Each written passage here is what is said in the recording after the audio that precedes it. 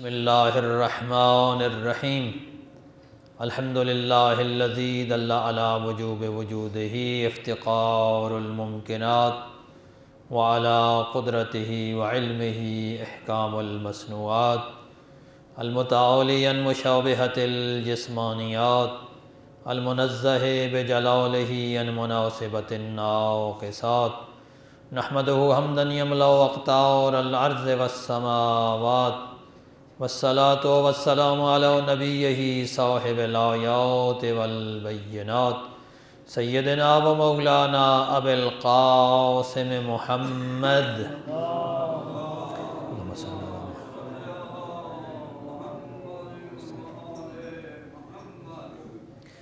وعلى آلہ الہادین من الشبہ والضلالات الذین اذہب اللہ عنہم الرجس وطہرہم تطہیرا۔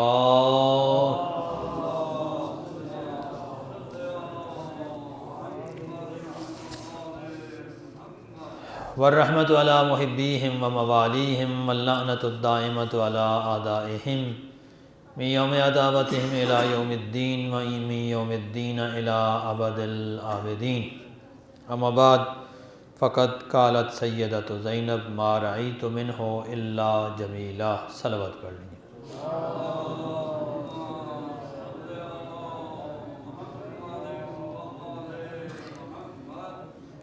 تاریخ انسانی میں ایسے افراد کم ہوئے ہیں کہ جنہوں نے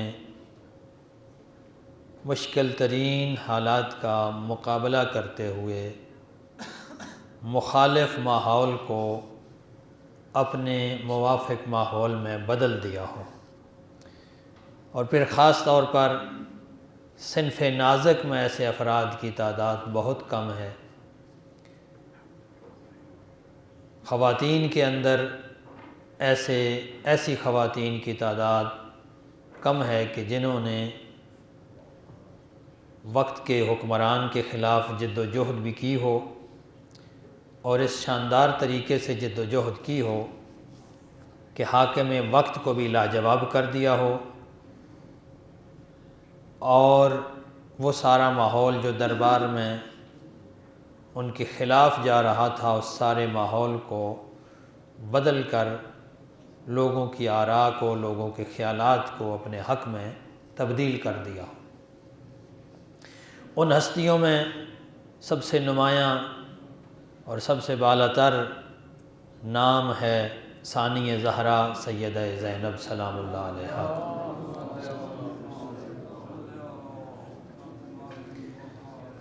سیدہ زینب کی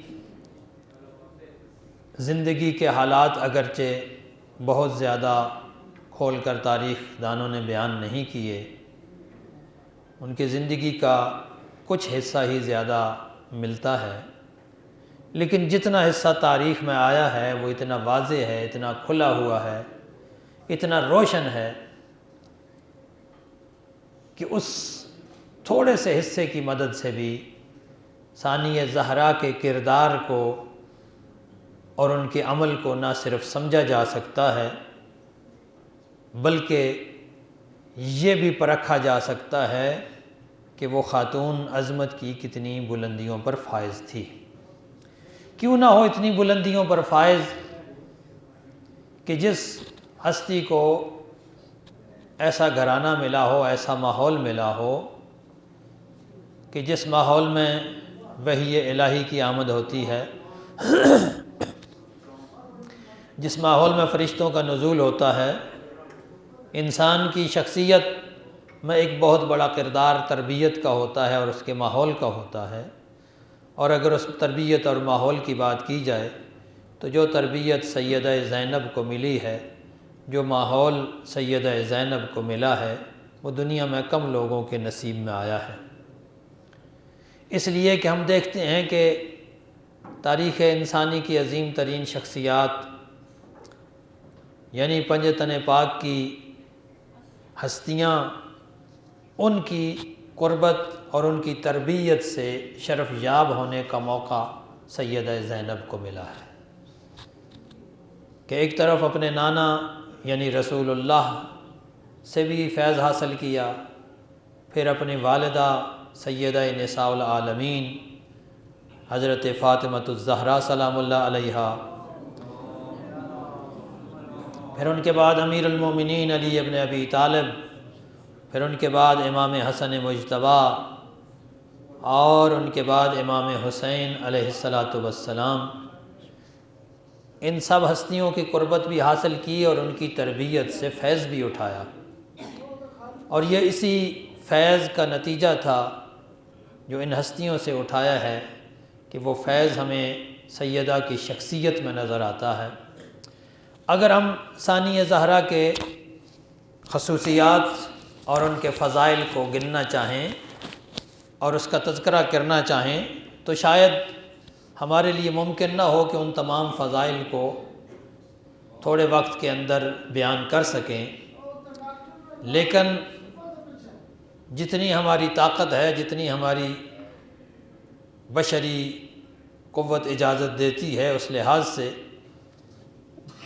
چند ایک خصوصیات اور چند ایک فضائل کہ جن کو ہم خصائص سیدہ زینب کہہ سکتے ہیں، ان چند ایک خصوصیات کو گنوانے کی کوشش کر سکتے ہیں۔ سب سے پہلی خصوصیت جو ہمیں ثانیہ زہرا کی شخصیت میں نظر آتی ہے وہ ہے خدا محوری، یعنی اپنے اعمال کا محور خداوند متعال کو قرار دینا، کہ جو بھی عمل انجام دیا، جو بھی کام کیا، اس میں یہ نظر میں رکھنا کہ یہ عمل بارگاہ خداوندی میں مورد قبول واقع ہو۔ علیکم السلام۔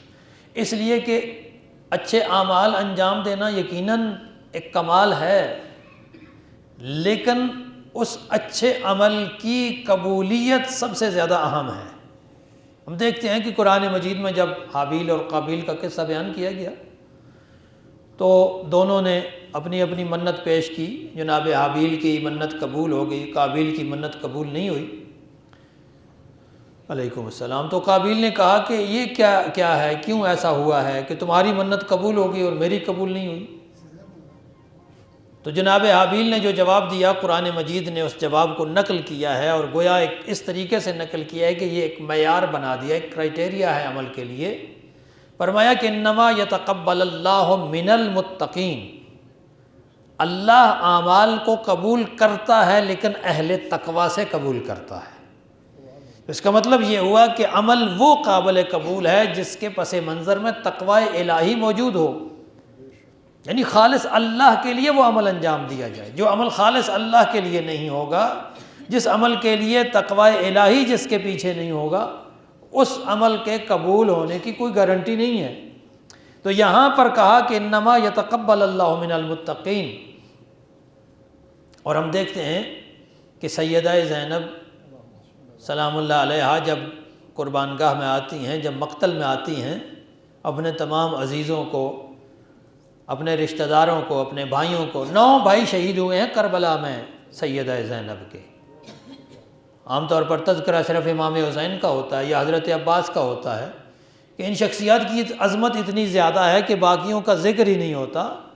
9 بیٹے تھے علی کے جو کربلا کے میدان میں شہید ہوئے ہیں، 9 بھائی تھے سیدہ زینب کے، اور بھتیجے دیکھیں، علی اکبر جیسا بھتیجا جو بیٹوں سے زیادہ عزیز تھا، شہزادہ قاسم جیسے بھتیجے، اور 6 ماہ کے علی اصغر جیسے بچے، اپنے عزیز بیٹے عون و محمد، یہ سب قربان کرنے کے باوجود جب قربان گاہ میں آتی ہیں تو کیا فرماتی ہیں؟ اللہم تقبل منا ھذا القربان، پروردگار عالم اس قربانی کو قبول فرما۔ معیار یہ دیا ہے کہ قبولیت، علیکم السلام، قبولیت کا معیار یہ ہے کہ اللہ کے نزدیک وہ چیز قابل قبول ہو۔ لہذا جتنے بھی اعمال تھے، جتنی بھی آپ نے قربانیاں دی تھیں، ان قربانیوں کا محور کیا ہے؟ پروردگار عالم کی ذات ہے۔ اور ہم یہی دیکھتے ہیں کہ جب بی بی خطبہ دیتی ہیں جا کے دربار شام میں یا دربار کوفہ میں، تو ہم یہ دیکھتے ہیں کہ اس خطبے کا آغاز بھی بی بی نے ہمیشہ تعریف پروردگار سے کیا ہے۔ یہ اس خاندان کی سیرت رہی ہے۔ حضرت ابو طالب نے جب پیغمبر اکرم کا نکاح کا خطبہ پڑھا تھا تو اس کا آغاز بھی حمد سے کیا، الحمدللہ الذی جعلنا من ذریۃ ابراہیم ومن نسل اسماعیل۔ حمد ہے اس پروردگار کی کہ جس نے ہمیں ذریت ابراہیم اور نسل اسماعیل میں سے قرار دیا۔ پیغمبر اکرم بھی جب خطبہ دیتے تو خطبے کا آغاز تعریف پروردگار سے ہوتا تھا۔ قرآن مجید کا آغاز بھی آپ دیکھیں، سورہ الحمد کیا ہے؟ حمد اللہ کی تعریف ہی تو ہے کہ بسم اللہ الرحمن الرحیم الحمدللہ رب العالمین، اس کا آغاز بھی کیا ہے؟ حمد پروردگار سے ہو رہا ہے۔ تو اس گھرانے کی یہ خصوصیت ہے۔ امیر المومنین کے آپ خطبات دیکھتے ہیں، سیدہ زہرا کے خطبات دیکھیں کہ ہر خطبے کا آغاز تعریف پروردگار سے ہوتا ہے۔ تو سیدہ زینب نے اپنی زندگی کا محور یہ قرار دیا کہ جو بھی عمل کیا جائے وہ عمل بارگاہ خداوندی میں مورد قبول واقع ہو۔ اور دوسری چیز یا دوسری صفت، خصوصیت جو ہمیں نظر آتی ہے وہ ہے عبادت۔ عبادت، سکون سے عبادت کرنا، جب انسان کسی پریشانی میں نہ ہو اس وقت عبادت کرنا یہ بڑا آسان ہے۔ فضیلت ختم نہیں ہوتی عبادت کی، فضیلت ہے۔ جب انسان ہر طرف سے مطمئن ہے، نہ بیٹوں کی، نہ بھائیوں کی، نہ کسی اور کی کوئی پریشانی نہیں ہے، نہ کوئی مالی پریشانی ہے، نہ جسمانی پریشانی ہے، انسان نماز کے لیے کھڑا ہے، پرسکون ہو کر کھڑا ہے، ثواب تو ضرور ملے گا۔ لیکن عبادت کا کمال یہ ہے کہ انسان تمام تر پریشانیوں میں گھرا ہوا ہو، اپنے عزیز رشتہ دار وہ بھی ان کو بھی قربان کر چکا ہو، اور پھر بھی بارگاہ پروردگار عالم میں کھڑا ہو جائے۔ امام سجاد فرماتے ہیں کہ ہم نے یہ دیکھا کہ شب عاشور بھی سیدہ زینب کی ساری رات قیام میں گزری ہے، یعنی عبادت پروردگار میں گزری ہے۔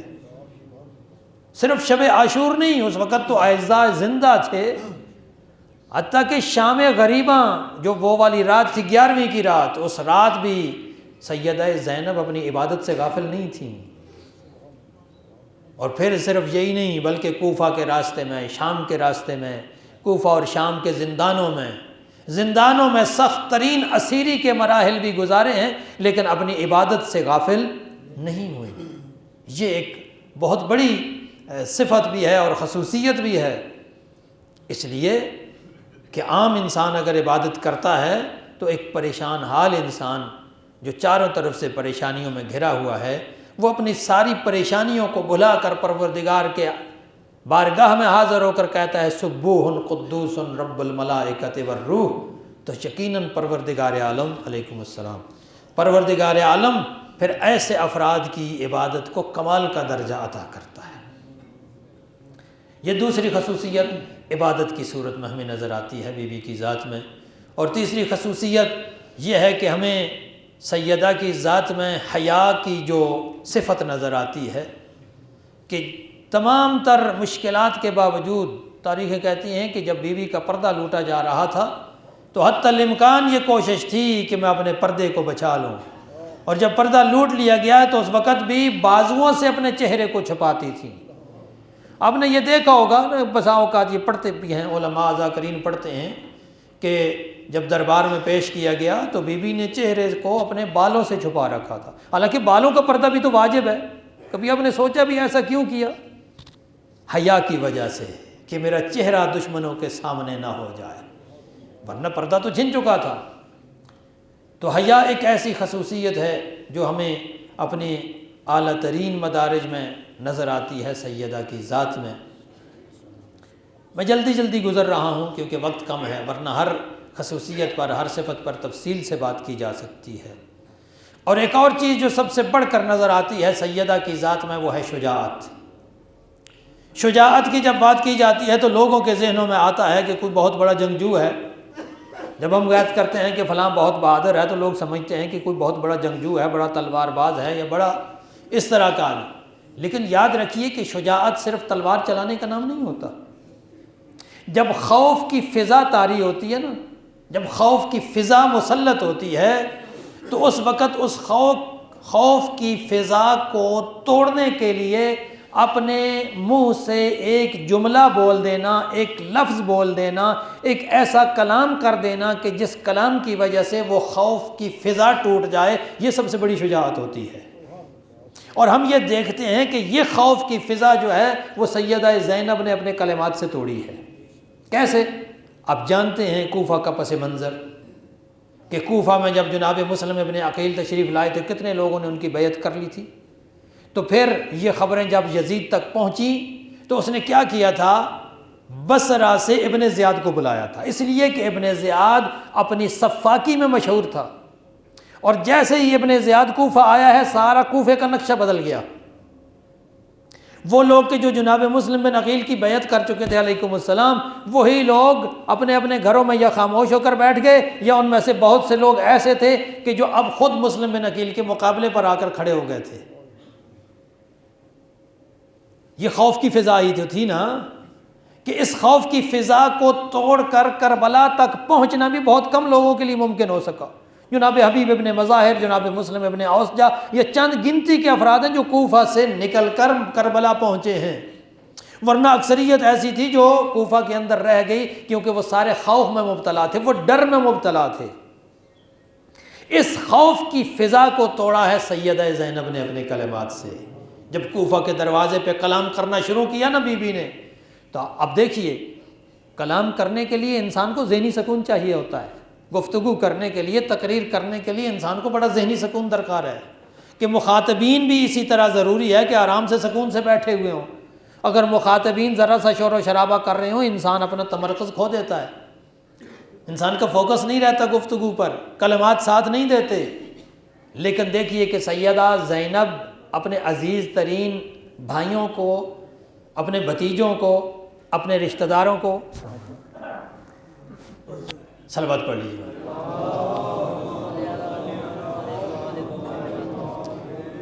اپنے عزیز ترین بھائیوں کو، اپنے رشتہ داروں کو کوفہ کے کربلا کے میدان میں بے کفن چھوڑ کر آئی ہیں. وہ داغ بھی دل پر ہے، اور مخالف جو ماحول ہے وہ ماحول کیسا ہے؟ وہ ماحول ایسا ہے کہ ہر طرف کیا ہے، وہ شادیانے بج رہے ہیں، ڈھول بجایا جا رہا ہے، نعرے لگائے جا رہے ہیں. کوئی بھی ایسا نہیں ہے کہ جو سیدہ زینب کی کلام کی طرف دل سے متوجہ ہو. لیکن سیدہ نے جب کلام کرنا شروع کیا، تاریخ کہتی ہے کہ اونٹوں کے گلے میں جو گھنٹیاں لگی ہوتی ہیں جو بج رہی تھیں وہ گھنٹیاں تک خاموش ہو گئیں. اور پھر اس کا نتیجہ کیا ہوگا؟ یہاں تک تو آپ سنتے رہتے ہیں نا، یہ سارے علماء یہ جملہ بولتے ہیں، لیکن اگلی بات میں یہ کرنا چاہتا ہوں وہ یہ کہ سیدہ کے اس بولنے کا جو نتیجہ ہوا وہ کیا تھا، کہ وہ خوف کی فضا جو ابن زیاد نے قائم کر رکھی تھی، اس خوف کی فضا کو سیدہ زینب نے پھر دربار میں جا کے توڑا ہے.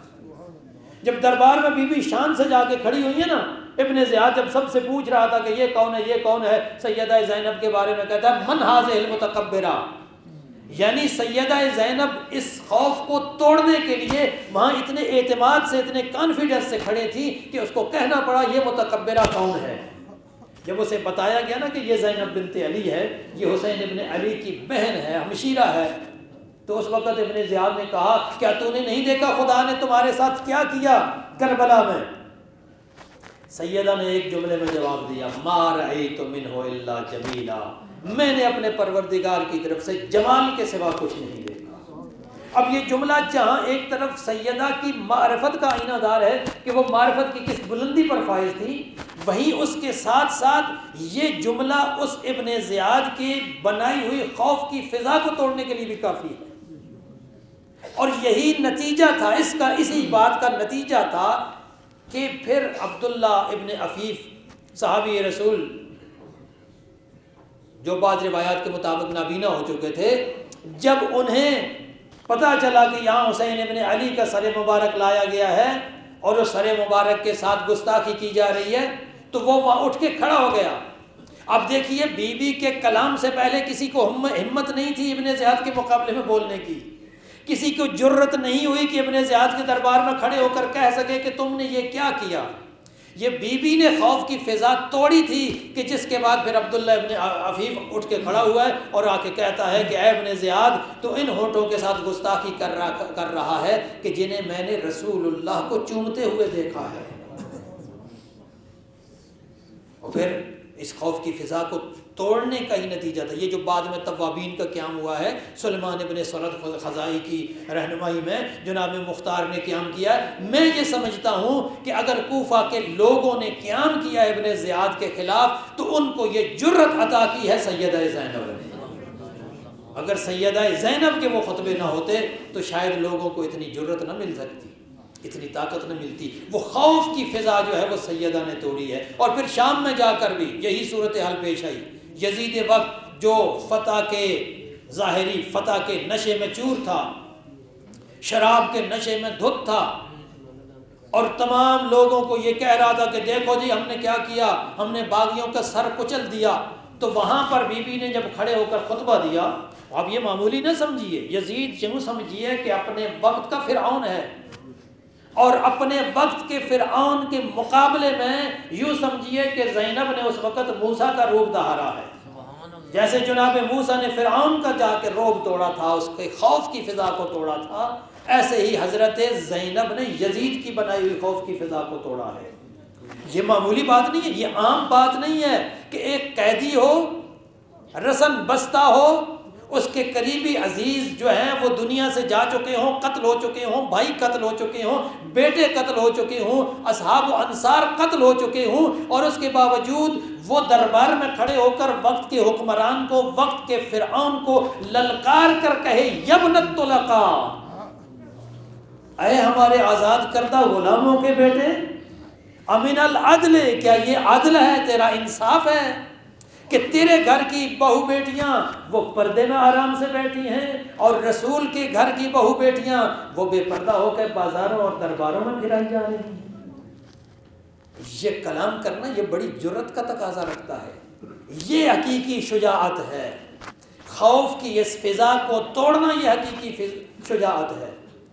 اور جتنا بھی بعد میں یزید کے خلاف قیام ہوا ہے، جتنے بھی قیام ہوئے ہیں ابن زیاد کے خلاف، میں یہ سمجھتا ہوں کہ ان سارے قیاموں کو اگر جرت ملی ہے تو وہ سیدہ زینب کے قیام سے ملی ہے، اگر ہمت ملی ہے تو وہ سیدہ زینب کے کلمات کے ذریعے سے ملی ہے۔ سیدہ زینب نے کوئی تلوار نہیں اٹھائی، سیدہ زینب نے کوئی کسی قسم کا اسلحہ نہیں اٹھایا، صرف گفتگو کی ہے، صرف کلام کیا ہے، لیکن وہ کلام اتنا شاندار تھا، وہ کلام اتنا شجاعت آمیز تھا کہ آنے والی تمام نسلوں کو ظالموں کے خلاف بولنے کی ہمت اور جرت مل گئی۔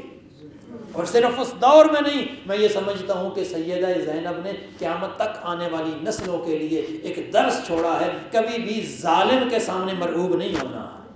ظالم کا بنایا ہوا خوف، ظالم کی بنائی ہوئی خوف کی فضا ظاہری طور پر بڑی انسان کے اوپر حاوی نظر آتی ہے، لیکن اس خوف کی فضا کو توڑنے کے لیے صرف ایک آواز کافی ہوتی ہے، اور وہ آواز جس وقت دینی ہوتی ہے اس وقت انسان کو ہمت اور شجاعت اور جرت سے کام لینا پڑتا ہے۔ اگر انسان اس خوف کی فضا کو توڑ لے تو پھر یقیناً ظالموں کی نابودی میں کچھ زیادہ وقت باقی نہیں رہتا۔ سیدہ زینب کی زندگی کے حوالے سے کچھ اور بھی خصوصیات گنوائی جا سکتی ہیں، لیکن ابھی وقت نہیں ہے۔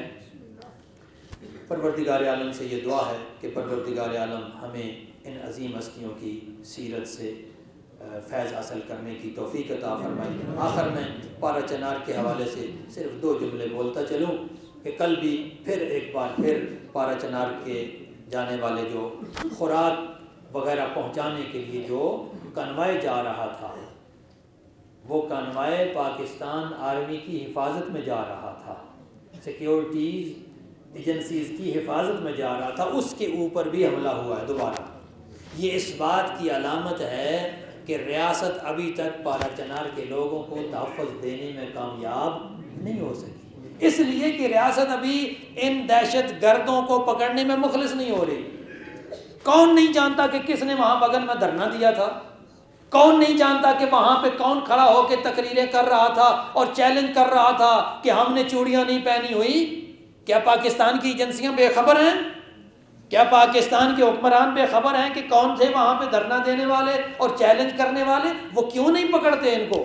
جب تک وہ ان لوگوں کو نہیں پکڑیں گے، ان کے سرغنہ کو نہیں پکڑیں گے، اس وقت تک وہاں امن نہیں ہونے والا۔